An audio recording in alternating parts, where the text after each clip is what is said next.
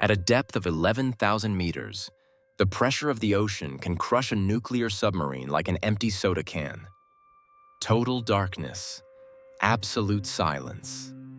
In 1989, a classified deep-sea expedition sent a manned bathyscaphe, the Argus IV, to the very bottom of the Mariana Trench. They were looking for new geological vents. They expected to find blind fish and microscopic bacteria. Instead, their sonar picked up a massive geometric anomaly.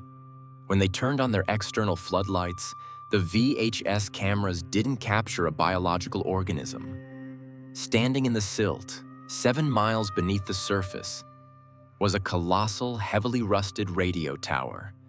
And the terrifying part wasn't that someone had built a skyscraper of iron at the bottom of the world. The terrifying part was that the tower was actively broadcasting. The year was 1989. The Cold War was ending, but the obsession with dominating the unknown was at its peak. While NASA looked to the stars, a shadow coalition of oceanographers looked down. The research vessel Nereus was positioned directly over the Challenger Deep. It was a floating fortress of steel, CRT monitors, and miles of tangled cables. Suspended beneath the Nereus by a 2-inch thick titanium Kevlar tether was the Argus IV, a tiny titanium sphere, barely large enough for 2 pilots, Dr. Elias Vance and Communications Officer Thomas Reed. On October 12th, the Argus IV began its descent. The descent takes hours.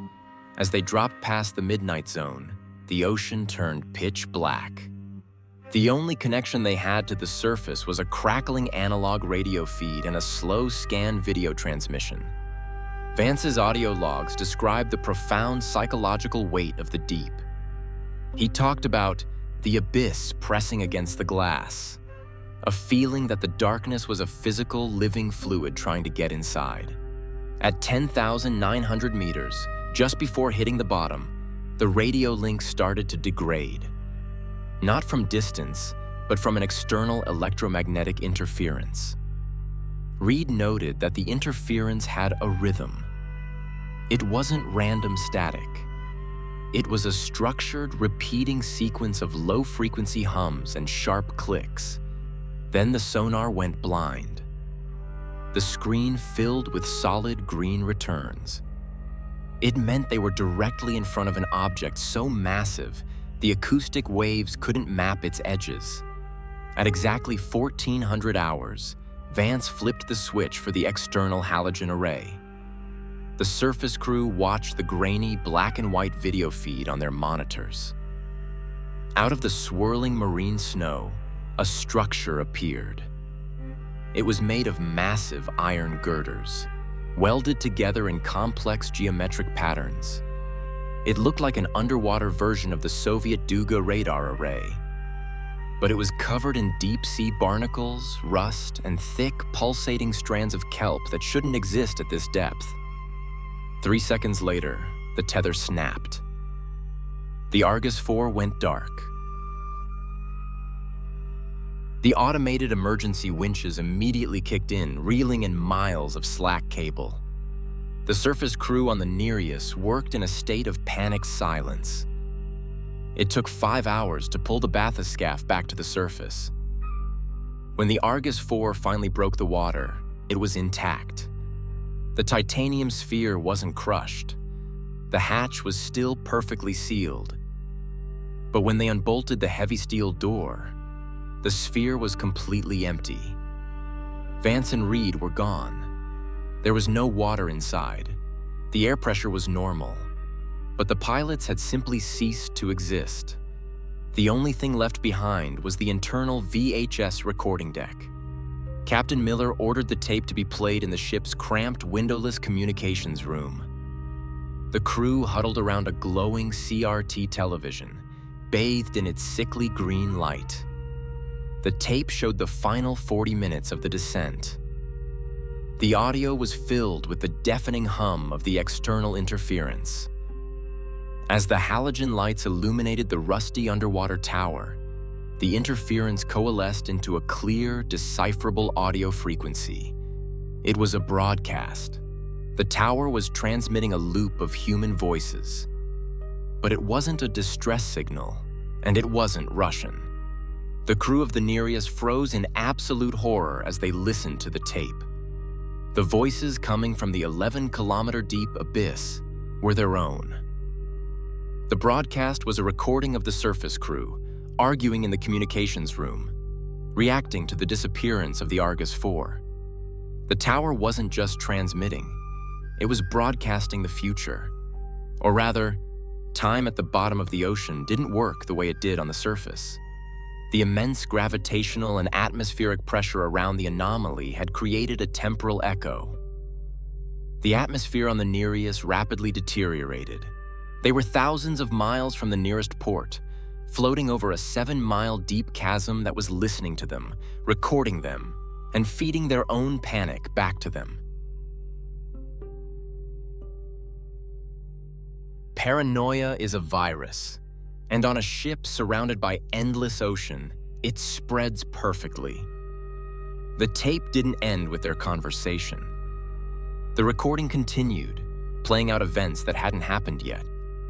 The crew listened, paralyzed, as the tape broadcast the sound of their own ship's alarms going off. They heard the sound of heavy metal bulkheads groaning, bending, and bursting under impossible pressure. They heard themselves screaming as water flooded the Nereus. And underneath the screaming, they heard the voice of Dr. Vance, the pilot who had vanished. But his voice was distorted, stretched out, sounding impossibly deep, as if his vocal cords had been modified to speak through liquid. Vance's voice kept repeating a single phrase.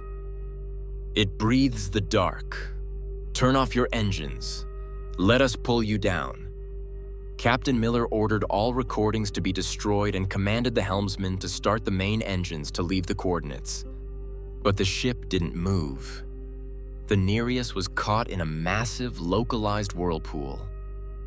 The ocean's surface, normally chaotic with waves, had become perfectly flat, black, and glassy. The compasses were spinning wildly. The ship's internal intercom systems turned themselves on. Through the static of the ship's own speakers, the same deep, slow rhythm from the underwater tower began to pulse. It was resonating through the steel hull. The entire ship was vibrating like a tuning fork. Crew members began suffering from severe nosebleeds and auditory hallucinations. Some men tried to throw themselves overboard, claiming that the voices in the water were promising them peace, promising them that the pressure wouldn't hurt. The tower wasn't just a receiver, it was a lure. It used the voices of its victims to drag more mass down into the trench. It wanted the Nereus. Captain Miller knew they couldn't break the Anomaly's hold while the ship's electronics were responding to the broadcast. In an act of absolute desperation, Miller ordered his chief engineer down to the engine room with an axe. He severed the main power conduits. The Nereus went completely dark. All monitors died. The intercoms went silent. Without power, the ship drifted blindly in the Black Ocean for 3 days. But the electromagnetic grip of the tower was broken. The ocean currents finally pushed them out of the trench's perimeter. When they were rescued by a passing freighter, the official naval report stated that the Argus 4 suffered a catastrophic implosion due to a microfracture in the hull. The classified VHS tape was seized by naval intelligence. The official coordinates of the dive were marked as an underwater hazardous zone, restricted from all future research. But we know more about the surface of the moon than we do about the bottom of our own oceans. We assume that deep-sea exploration stopped because of budget cuts and technological limits. But what if it stopped because governments listened to that tape? What if they heard what's waiting at the bottom, building its towers in the dark, waiting for us to drop a microphone? Now, I have a question for you. If you were trapped on a ship, and you heard your own voice broadcasting your death from the bottom of the ocean, Would you listen to the tape to know your fate or destroy it immediately? Drop your answer in the comments below. The most terrifyingly honest answers will get pinned. If this dive into the dark abyss triggered your thalassophobia, hit the like button. It keeps our sonar active. And subscribe to Static Archive before the signal cuts out. Stay safe and don't look down.